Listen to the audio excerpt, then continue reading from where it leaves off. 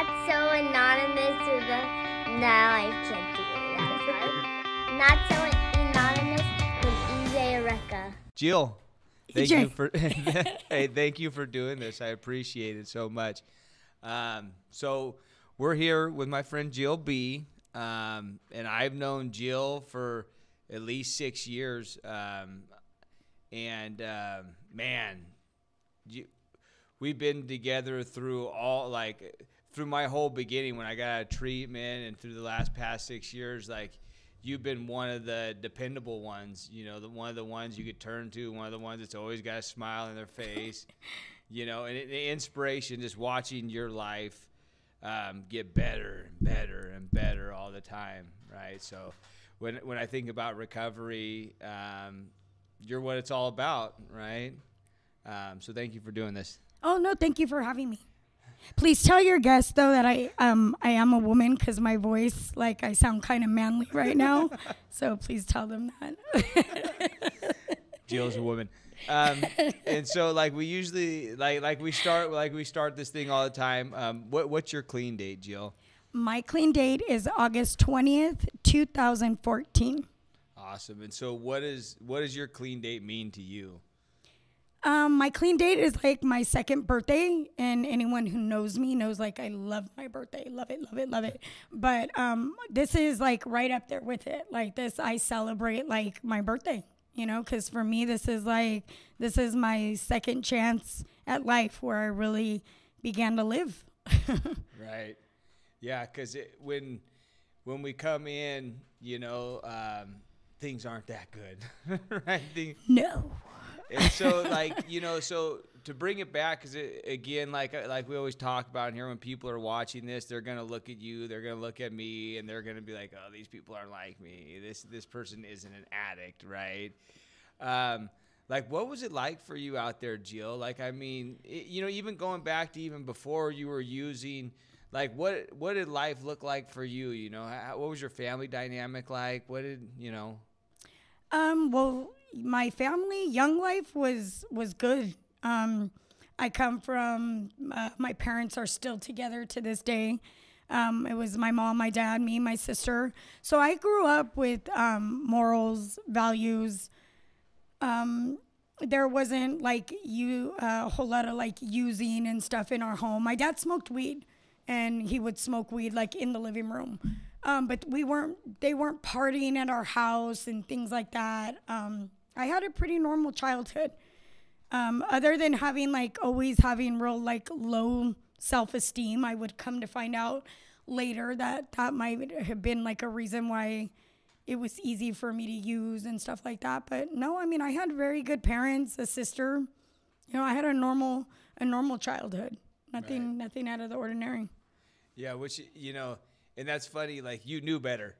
I did. Right? I did. And I think maybe that's what, too, later on would mess with me so hard, because I always knew right from wrong. Right. And so there was always that part of me, that piece of me that was knew what I was doing and knew the way I was living was not right. But that's crazy, too, because I always think about it is when you're doing stuff that is wrong against your own will, right? You get to this point to where what you're doing is wrong. You shouldn't be doing it, but you just can't stop. Exactly. Right? And exactly. And I think that eludes so many people, especially people that aren't addicts, when they think, why don't you just knock it off, right? Yeah. When's enough? So growing up, with a normal childhood, it seemed like everything was pretty good. What makes you start making these decisions, that lead to, your disease taking full bloom? When did that start for you? So for me, it started for me, I would say I was 19 years old and I had a miscarriage, and I started smoking weed. So up until that point, I experimented a couple times with weed, drank alcohol. I could count the number of times on one hand. But that was a time that was the first emotional pain I guess I had really felt in my life. So smoking weed like helped numb that, and I liked that. And so that was the first time I realized, like, hey, shoot, I can change how I feel. I don't have to feel bad. I don't have to feel uncomfort or discomfort.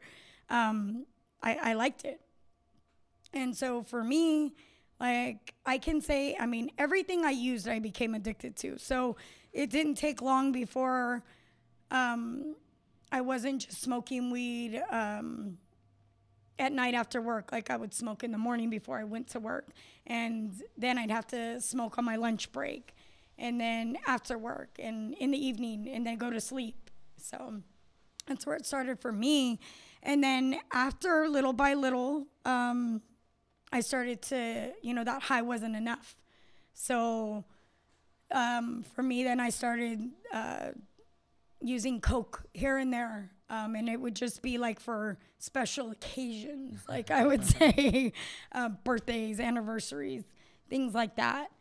And then that was started to become no longer recreational. So then it would be like a weekend thing, oh, well, shoot, now I can't get up to go to work in the morning.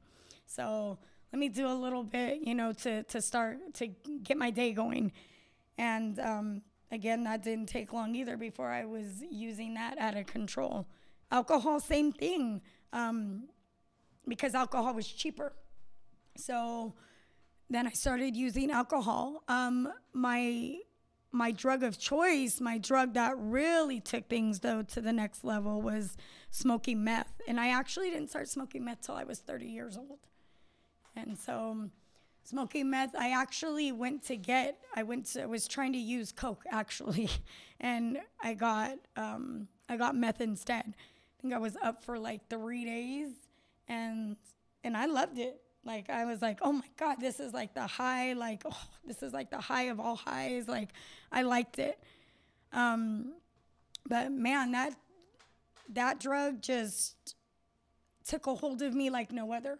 Like, everything else was like gradual for me to start using meth. God, I would say within like a couple months, things just started falling apart. And for me, that's like when I would say that's like when my life really, really began to like spin out of control, like where there was like real severe consequences and just, yeah. Well, and that's like the crazy part is, right? So you talk about, so it started like with weed, use it after work, right? And then it's that same pattern with any drug you pick up, but all along, like, we don't realize that. Well, we're in it. Yeah. We're just searching for the next one. So I know, like, your family as well, and I know you have, a son, you have 2 daughters. And so, like, I'd imagine, you had this miscarriage at 19, and all along the while, where your addiction is starting to progress, I'm assuming you start having more little ones, right? Yeah. So, 19, like I said, I had a miscarriage. I got married and had my first daughter at 23. And then my son at 26. Like I said, though, but during that time, like, I was still using other things. It's just my life. I was a functioning addict. Right. I was able to get up and go to work. I was able to maintain a house. I mean, I was just functioning, though. That was the only difference. I didn't have my 3rd daughter until much later, until I was in my meth addiction. At that point, my life looked much different. At that point, I didn't have a home anymore of my own. We were living with my ex-husband's family. I didn't have a car anymore. I didn't have a checking savings account anymore. I was on welfare. Like, my whole life consisted of using, my life was a lot different. I was in a real bad domestic, my ex-husband and I, it was just chaos, domestic violence, everything that goes with, using, being an addict for me. That's where my journey took me. So when I had her, yeah, I would, you would think that might be my turning point. Like, but I knew even at that point when I got pregnant with her, like, I was like, oh my God, like, I can't care for this child. It was hard enough for me to take care of the ones that I already had. And so when I got pregnant with her, it just spiraled even more out of control. It wasn't something that like you were saying in the beginning, where most people would be like, oh my God, well, now you have a third child. Didn't that make you want to stop? No, it didn't. I used for a good part of my pregnancy with her. I was about 4.5, almost 5 months when I stopped using meth. I smoked weed with her, up until 8 months, just enough so that I could get it out of my system, so that when I gave birth, that I wouldn't test positive, and neither would she. And so you kept the kids even after you had your third. I did. For me, my kids got taken through CPS. Throughout the years, like I said, things progressively got worse. Our families, both mine and my ex-husband's families, knew what was going on. So they would be the ones to actually keep calling CPS on us.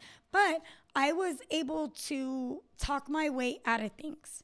So I was able to, manipulate like all addicts do. I was a good liar. I was a good manipulator, and I could clean up long enough to talk my way out of the situation. I would go to, I went to a couple programs just to get them off my back, just to get my family off my back, never with the real intent to stop using and to change. Right. Change never even was a thought for me. It was just like, well, I need to get my using under control. I need to find out how to use responsibly. So I did, I would try to just use on weekends, or try to, substitute all the different things. And it never worked for me. Never worked for me. And so, like with all this crazy stuff going on, like what's the point to where you realize that things are out of control? Like, was there can you remember a certain point, or was it all like leading up, like you knew things were bad? I mean, shoot, there were several key points. I would say the first start of it, my ex-husband had got arrested. My daughter went to school. She had a bruise on her arm because he was abusive to not just me, but to my kids too. My kids went through a lot of trauma. My kids went through all the, the bullshit that I was going through. I was just tagging them right along with me. My family lives in Idaho. His family lives here. So we would just uproot them and move, because once one family would get sick of our shit, we'd go to the other one. So we ended up burning bridges on both sides. But for me, I would say this is when it started. She went to school, had a bruise on her arm. CPS came to my house with a police officer. She had the bruise on her arm from her dad. And so they came in and they basically told me, look, this is going to go one of two different ways, depending on your answers. And so at that point, I admitted that we were both using, and I admitted there was abuse going on in the home. They arrested him. They told us we had 30 minutes to pack our stuff, and we went. I had 3 kids at the time. We went to go stay at a shelter in Hollister. So again, I uprooted my kids. It was, I think it was September. School had just started. My poor daughter had just started junior high. She was already having issues. We uprooted. We went and stayed at a shelter. So here we are at a shelter, me, the 3 kids. We're living in Hollister, no cars, so I'm having to walk them to school. My cousin lived there, so she would give me rides to the store.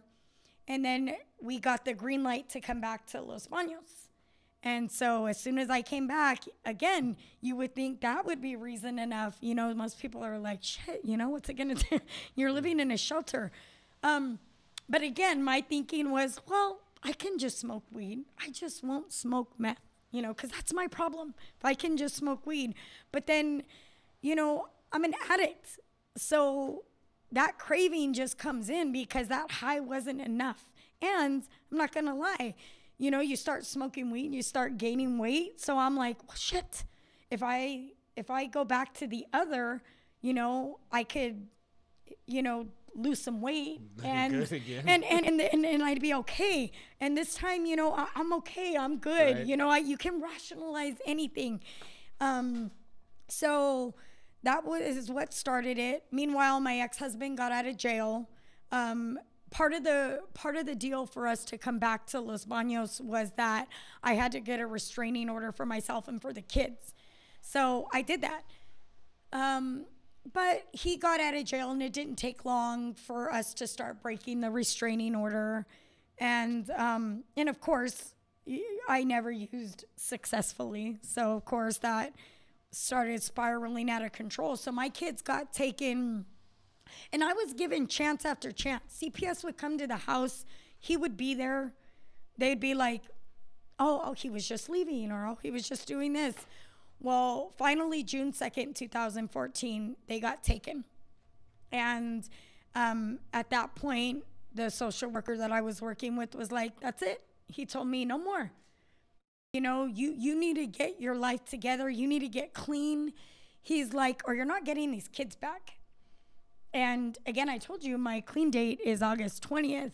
So it took a little bit, you know, for me to get into a program. I got into a program, and this time and of course that was part of so CPS gives you a case plan. They give you these things, and it's like they give you these deadlines, and it's like, you want your kids back, you have to do X, Y, and Z, or you're not getting your kids back. So, I was kind of in the beginning thinking, oh, my kids are better off without me.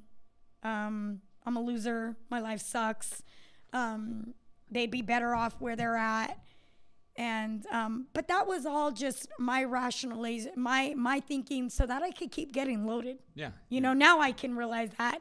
At the time, how sick, like, I thought, I'm a good mom because I think these things, really. That was my thinking. And I can share this with you because you're an addict. If I was to tell anybody else, they'd be like, ugh, you know, what is wrong with you?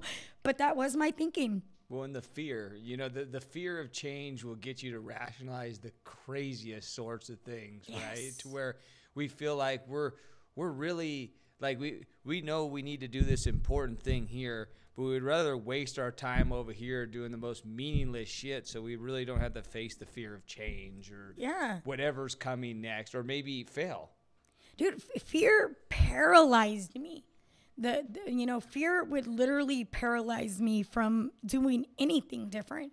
And that was even like in the relationship that I was in with my ex-husband. I mean, he was beating my ass, choking me out, doing these things in front of my kids. Like, I mean, so many different instances where, you know, I was afraid for my own life. My kids were afraid for me. My daughter, the social worker, I remember when she came to my house and made us go to that women's shelter, she told me, do you know that your 12-year-old, or I think she was 12 at the time, or 13. She goes, do you know that your 13-year-old daughter is afraid that she's going to come home and you're going to be dead? She's like, teenagers shouldn't be worrying about that. They should be worrying about what clothes to wear and what boys like them. And like, that resonated with me. Like, I was like, holy crap, you know, like, I was afraid. But again, that fear, it paralyzed me. It would just keep me in the situation that I was in. So. Well, and would you say like the aspect of having like the domestic violence going on, do you think it stopped you from getting clean for a long time? Or, oh, hell yeah. You know? Heck yeah. Because like I shared in the beginning, you know, that was part of my reason for using, was that numbness, you know. And, you know, later on I would get counseling and really deal with the issues, because domestic violence really screws you up, you know. I remember being one of those people to judge a woman and think, you're stupid. Why would you stay with someone who abuses you or who treats you like that? Until I was in that, you know? Right. I remember like learning in counseling, I would later learn like your mind ends up creating like this false reality in order for you to deal with the trauma and the pain that you're going through. Because someone you love so much, and someone that's supposed to love you and protect you is hurting you in these horrible ways and degrading you. Because for me, it wasn't just physical abuse, it was emotional and verbal, and it was on a daily basis. Like, this was happening to me. Like, when I got clean, I was so broken as a person. Like, I was just broken and lost. Like, I was broken emotionally, spiritually. I mean, every which way. Like, I didn't even know how to feel. I had numbed feelings for so long that I didn't even know how to identify my own feelings. And experiencing happiness or joy, like, I didn't even know those things anymore. Wow. So like, what does that process look like for you? So you got clean by going to a program, right? I did. And so, did you go in dirty, or did you go in, were you clean for a couple of days then went in, or what'd that look like for you, and how did you receive it entering this program? Was it like, oh, thank God I needed this, or was it like, what am I doing here? Like, what does that look like for you? Because it worked for you, obviously, right? It did this time. Like I said, I had went to treatment a few other times. This time it did work. So no, I used up until God.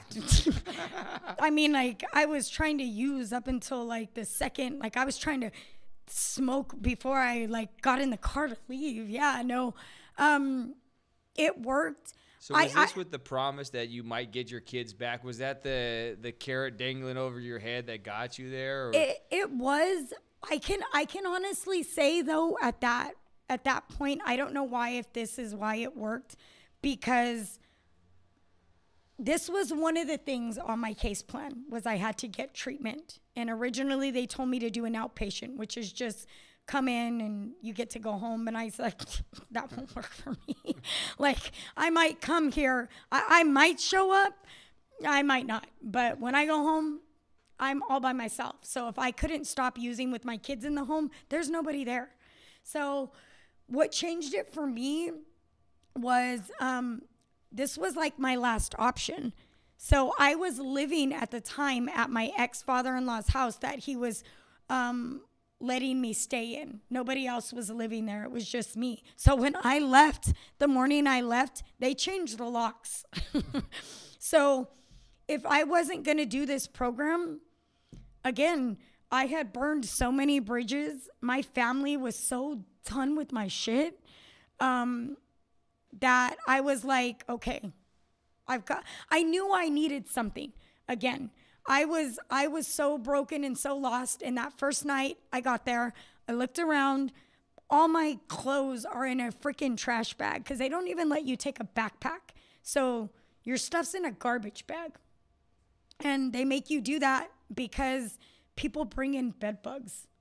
So like, really looking around, looking at my stuff in a trash bag, I'm looking, there's one bed, and I'm thinking, holy shit, I'm 37 years old, and this is my life. At the time, my ex-husband, I'm like, my husband's in prison. My kids are split apart. They weren't even all together with family. They were with family. I was fortunate in that way, but they were split apart. My shit is in a garbage bag. Like, what am I doing with my life? Like, what am I doing? I cried, and then I slept for probably like 5 days, 4 days. And then I knew I needed something. And it wasn't, like I said, I still kind of had in the back of my mind, oh, well, I'll smoke weed. But little by little, like, I was willing to do whatever it took to change my life. And it wasn't so much because I was like, oh, I'm going to do this and I'm going to get my kids back. Because I had a whole list of things that I had to complete. And again, like I said, at the beginning, I was kind of thinking my kids were better off without me, but I hated myself so much. I hated who I was. I hated everything about me. And again, I always had that conviction in my heart that this is wrong. This is wrong. This is not the life you're supposed to be living. Like, and what is your future going to look like? So when does that shift start to happen for you of like looking at yourself and being like, I actually like this person, I have a chance? It took a while for me to like myself. I did counseling. I did my program. I completed it. And just, it's funny, just not using anymore, just not using anything. And for the first time, like not using anything. And I really started to like, the treatment program I went to, it wasn't religious based. So it wasn't them trying to shove God down my throat. I wasn't there for the purpose of, I just want people to leave me alone so I could go back to using. It was for the sake of really trying to change. So I put everything I had into doing all these things. I went to counseling. I was away from my kids. I went to a sober living home and sober living environment after. So I really got some time to like work on myself. I really got a chance to recreate myself. I was such a chameleon in my using. Like I would just, whoever I was around, you want to be gangsta? I could talk gangsta. I could be gangsta around you. You want to be a soccer mama? I can change and switch that up. You want to talk this, like I could just, whoever I was around, I could blend and be like I had no identity. I had no idea who I even was or wanted to be anymore. So like, this was like a brand new start that I got to recreate this person and really figure out what I liked and really get to choose the way I wanted to be. Right. And so you go from a treatment facility to a sober living environment, and all this stuff was outside of your hometown, right? Yeah. When do you come back? And I've got an opportunity, and it was not a fun opportunity, but to see what domestic violence looks like, right? Like I had a friend and I just stumbled into their house and I seen almost the person in a trance, right? And it was the most bizarre thing. It was not what I thought it was, right? Like even the insights. So were you scared to come back to Las Vegas? Like what does that look like at that point? I don't know if I'm jumping ahead too far, but no, I wasn't. I was scared more because when you're in treatment, you're pretty much in a protected, you feel protected. I mean, there are people who bring shit in there, but like, that's not where I was at. So I got to come back because my kids were taken June 2nd. I completed some of my things. I used to get to see them once a week, and I would have to take a bus because I had no car. So I would have to take a bus ride from Atwater to Los Baños. So that would take me like literally 3 hours to get to see them for 1 hour. So I got to do that. So when they told me that they were thinking about giving 2 of them back, because my oldest was 13, she hated me. Right. She hated me. Not only did she hate me, she didn't trust me. She was like, sure, you're going to stay clean. Sure, you're going to, I'm going to go back with you and let you ruin my life. She finally had some freaking stability in her life, some normalcy in her life. So when I got to come back, I asked my ex-father-in-law, because my parents lived in Idaho. I couldn't leave the state. My kids were awarded to the state, so I couldn't leave. So I asked my ex-father-in-law, can I come back? I didn't ask to go back to the house to be by myself. I didn't trust myself yet at that point. So I thought, if I'm living with him, there's still somebody that I can be accountable to. Right. There's still somebody that is going to kind of know what I'm doing. I didn't trust to be alone. So I came back, and he let me live there, and I got to bring my 2 kids there. but my CPS case was still open. And I kind of look at this now. I remember at the time thinking this is ridiculous, but I kind of am grateful now, because maybe that is why I was able to stay clean in the beginning, because they were still drug testing me. And they weren't just testing my urine, they would cut my hair to test me. So, yeah, it wasn't until 2016 that my case closed. My CPS case closed. So even when I came back to Las Vegas, I came back in 2015 at the end of February, and I kind of stopped going to outside meetings because there was another program that I was doing. I was doing some outside meetings, and I stopped going when I got my kids back. And I will honestly say that's kind of the turning point where I realized that I wasn't done. Like, recovery was going to be a process. Yes.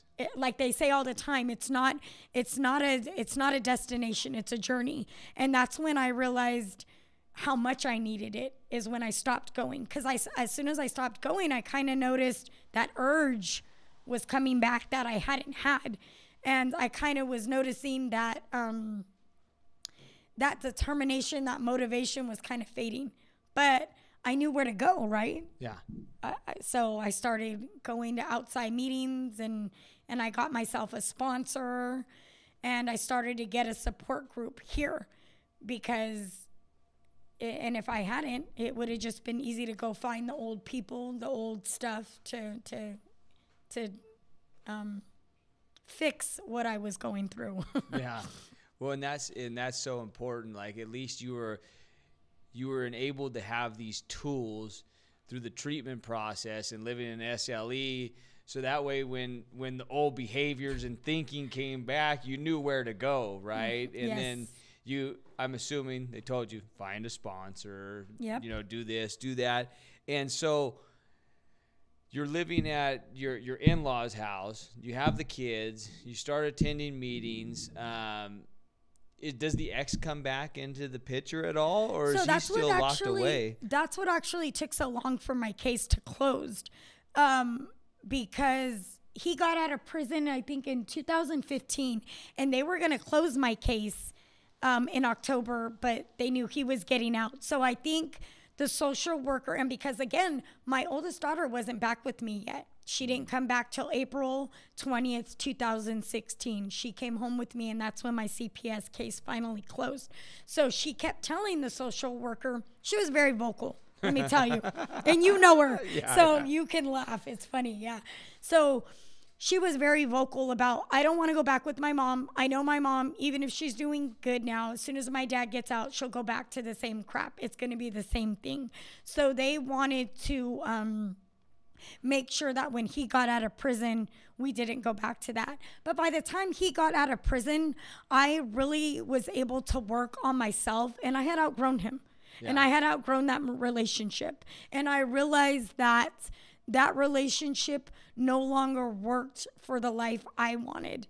And too much damage had been done. Yeah.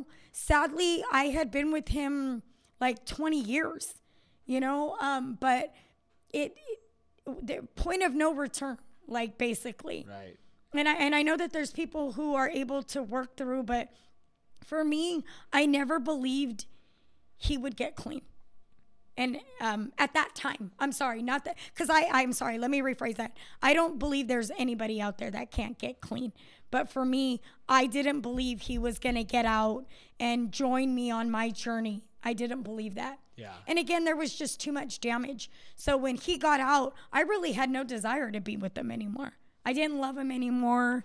I outgrew it. Yeah. And so, in 2016, she came home with, they seen, there was that 6-month period. They seen that we weren't seeing each other. We weren't trying to, and I still wasn't using at that point. So what does it look like trying to build those relationships with those kids, right? I mean, like, at that point, like, here you are, you're probably fragile, trying to stay clean.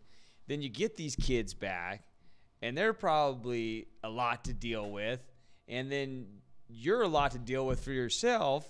So like, how's this dynamic working? I mean, it's gotta be difficult, right? Yeah, it was chaos and that's what I'm saying. Like, that's why I started going back to meetings and stuff, because getting them back, I think that's like part of the reason what keeps most addicts from not taking that first step and getting clean is because, damn, dude, you create so much wreckage. And just because you stop using, that wreckage doesn't go away. Yeah. I had financial wreckage. I had the wreckage from, like you said, the relationships from my kids, the damage I did to them. Like, these are kids that are supposed to be learning and being raised by parents, but they had just fuck ups for parents, So all of my horrible traits, the lying, the manipulation, the being impulsive, and the chaos that we had in our home, was instilled in them. Yeah. So they didn't know another way. My littlest one, I've been clean since she was 3, and I still am trying to fix that wreckage, because unfortunately this is damage I've done. But dealing with them was very hard, especially at their ages.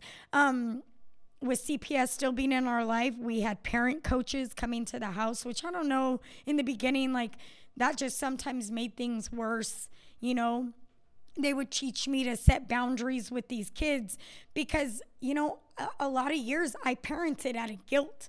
Right. Because I felt so guilty for ruining their childhood, and I felt so guilty because I knew what a piece of shit mom I was for so many years, so I wasn't doing them any good by parenting them out of guilt. And of course I would find that out a lot later on. But yeah, repairing those relationships was difficult. Dealing with their behaviors and their, was, and I had to do something different. I was used to just losing my shit and yelling and screaming or slapping them around, and they would do what I want. Now, not just me not using, like I said, I was trying to really be a different person and also be a different mother. And so trying to nurture them and guide them was not easy because they were not going for it. They knew how to push my buttons, and besides, they were damaged. I wasn't the only one that was damaged. They were damaged. They learned so many bad things from me that, they would just throw, and every opportunity they could, they would take that chance to throw what a piece of shit mom I was in my face. So yeah, that took a long time. Now, my son, and I don't know if I'm jumping ahead. No, you're good. Go for it. My son's 19, my daughter is 22, and I have great relationships with them. But it took a long time to get there, and it took a lot of patience. My sponsor would constantly tell me, more than anything is consistency. You have to be consistent. You can't make empty threats. You can't say you're going to take something away and don't do it. Also was that you can't say you're going to do something and not come through. Again, those trust issues. They had zero trust in me. My word meant nothing to them. Nothing. So, again, being a different person, showing up on time for things, letting them see that, keeping appointments. I always joke, like, when I was in my addiction, I was freaking 2 days late for everything. Everything. No matter what time I would get up and start getting ready or what, and it became a joke. Like, family would tell us, yeah, party's going to start at 4, and it wasn't starting until 6 or 7, and I would still be late. So, yeah. But things, and that's the cool thing is for people to hear where you were and where you are, what those relationships were like, what they're like today. Because I know you have a beautiful family and you have strong relationships, right? Yes. And so, when you come in, you've been through all this crazy trauma. Now you go to a treatment facility, you go to SLE. Then you're staying with in-laws and you find the meetings. So now that you're further on in your recovery, like, what does life look like for you now? Like, what do you do for work? 'Cause I know these are really important things to you. Yes. Like, what you do for a living. Like, how does that start for you? Like, how do you? So I actually started working because, like I said, you know, I went on welfare. And then when I got out, like, I kind of had no choice, you know, because I had to finish the things on my case plan and this and that. So I started as a WEX worker. And so if you have cash aid, you have to participate in welfare to work. And my employment and training worker at the time told me, you know, what's your plan? What do you want to do? And I said, I want to do what you do. And so she's like, cool, let's start setting that goal. So I started working as a WEX worker, which meant that I got to work at the county office, but you're not really getting paid to do it. I mean, I consider getting my cash aid and food stamps as my payment, you know, and I went in there and I learned everything I possibly could. And meanwhile, some openings came up. I applied for different county positions. I went, I tested, and that was like in 2016. And then in January 2017, I got hired. And so because being there, like, I was able to show, you know, tell them when I went into my interview, oh, I know this program, I know this. And I got to use my supervisors that were there as references because I worked really hard. It meant something to me, you know. I was, you know, at that time, I was already starting to really set goals for myself and achieve them. Like, so my self-confidence was really starting to build up. And so I worked for the county, and like, I'm in FSR 2 now. I've been there for 6 years in January. January 9th will be 6 years. And I love what I do because I'm an eligibility worker, so I help people with cash aid, food stamps, Medi-Cal. And I actually recently applied for the employment and training position. And that's where my real passion is at, because you get to really connect with clients and help them with,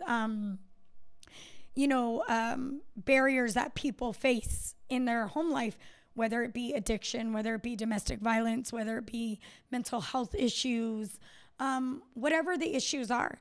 And so I recently applied, I interviewed, and so I'm just waiting to hear back. Again, so that's another goal that I've set for myself. And, you know, I love what I do. I love working for the county. I love my job. You know, it feels good getting up in the morning and not from, you know, waking up from being tired because I, you know, had a busy day. It feels good waking up, not like from being up for 2 days and like seeing the sun come up. And like, I remember seeing people go to work and just thinking like, what am I doing? You know, like, what the hell am I doing? Like, look, these people are getting up, going to work, and, you know, everybody would get up at the same time. You see their cars leave, and there I am, you know, getting on my bike, getting ready to go get another sack, or you know, just the insanity of it. So yeah, my life looks pretty good today. And you just bought a house, right? Oh my God, yes, yes. I was waiting for you to ask because I don't want to brag. I don't want to just be bragging, but I'm a homeowner now. Yeah. So yes, this is one of the many gifts of recovery, you know. Remember I told you I had a bike, you know, and even in the beginning, it took me a while. Shit, I didn't even have a license when I got clean. My license was suspended. So I didn't, you know, first thing was, you know, I set, like I said, little goals, and I got my driver's license back. And then my grandma blessed me with a car. And then eventually I started working, and I have I have a boyfriend now that, you know, we have a great relationship. We moved in together, and then we got a car, and, you know, now we just bought a house together. And beyond my wildest dreams. Right. Never, ever, ever did I imagine that when I decided to get clean, that being in recovery would give me so many gifts. You know, I have great relationships with all my family, you know, with my kids. You know, I have really good relationships with them. You know, my daughter is like, I'm like her favorite person. I really am. She, she tells me everything, and they're a great help. They help me out with my 2 younger daughters, because being with my boyfriend, I have a bonus daughter now, who I just adore. So like, my family is so complete, it still gets a little chaotic sometimes, but but a good chaos. But yeah, I own a home now. I mean, like I said, oh my God. I was like, I was sharing at the meeting on Saturday, not bad for a dope fiend, right? Yeah. Not bad for a dope fiend, so it's crazy. Saturday, I did the Saturday meeting, and that was Christmas Eve. And the secretary called me and was like, hey, I can't do the meeting tonight. Can you cover for me? And I'm like, and at first I was actually moving this weekend. I started moving Friday. And so part of me was like, oh, I got this. But you know what? The thought that came into my mind, the second Christmas I was clean, second and third Christmas I was clean, I came to a meeting. I went to a meeting because my kids were with their other family, and I couldn't be with them. So I remember, though, the second Christmas, I was kind of feeling like, fuck, what did I even get clean for? Like, here I am, it's Christmas Eve, and I'm all alone, sitting here watching Christmas movies by myself. And instead of staying stuck there, I went to a meeting, and I remember, and I went on my bike. And I showed up, and there was like a room full of people, and I didn't feel alone. And I felt good. And so I thought, what a great way for me to give back. What a great way for me to open the doors for somebody who might be feeling, lost, or just getting clean, or have no place to go tonight. And I'm so glad I went there and opened the doors, because that's exactly what happened. Right. It's crazy. You taught me this, we give away what was given to us. So. No, that's awesome. That's and you like have a real giving spirit, right? And I think that's why you find yourself in these positions where you get to do these things. Like, right, you're that person that helped you out now. Yes. Right. And you hear it so many times in recovery. We've heard it in this podcast is people become the people that help them. Right. And now you're that person that gets to do it for somebody else. And I think that's just so cool. Yeah. So I could always feel it right when we're about an hour. So what would you tell someone, Jill, that may be struggling like with not only addiction, but the domestic violence aspect? Like, if somebody's sitting there struggling and they hear this, what would you tell somebody that's stuck in that situation right now? Man, I don't know. I mean, I would just say there is a way out. There really is. Take your power back. Only you can get yourself out of that, and that goes for both things. And give yourself a chance. Give yourself a chance, and take that first step, whatever it looks like, because life can and will get better once you start working on those things. Once you stop with the addiction, once you stop using, it is a process. Nothing happens overnight. For me, things didn't just come all back to me at once. It was a process, and put in the work. Just put the work in. Be open-minded, be willing, be honest, and your life will really, truly change. And don't be afraid to ask for help. Help's out there. It really, truly is. Don't let shame and guilt stop you from living an amazing life, because it can happen. So I'm no exception. I'm not someone that's any different from anyone else, other than I was open-minded, I was willing and honest, and put in the work to really make better choices in my life and change it. Yeah. And so, with you, is there any information you might want to share with anybody where they might be able to get some help? Because I know you work at a place that provides certain types of help. Valley Crisis Center is where I went. They not only helped me like with my restraining order and things like that, but they really truly helped me like with counseling. For me, counseling was key. It really did help me. I was ready to open up and share things that, and I was able to share. Most of the counselors there, I think, have had some type of background with abuse. Because I know that really was something for me, was to open up with somebody who I didn't feel that would understand me or judge me. I didn't want to be judged. I had enough of being judged, because I remember people, even friends, telling me like, why would you stay? Or like, you're dumb, you know? And nobody's funny, and nobody ever would tell him, why don't you get help, or why don't you stop doing these things? Everything would always get put on me, that I was the idiot. So the Valley Crisis Center was huge in helping me with counseling. Also, you can go to the behavioral health here in the town I'm at in Los Baños, but you can find, I'm sure, county resources anywhere. But just look, put your hand out there, extend your hand, and it can happen. Yeah, people will be surprised what happens if they actually ask for help. Right? Right. So I think that's it, man. Jill, thank you so much for doing this. You're so welcome. Yeah. Thank you for having me. Yeah, well, I love you so much. Like, you're I such love an you important part and of your my whole recovery. family. Yeah, exactly. So anyway, we end it with a hug. Yes. So you owe me a hug. I love it.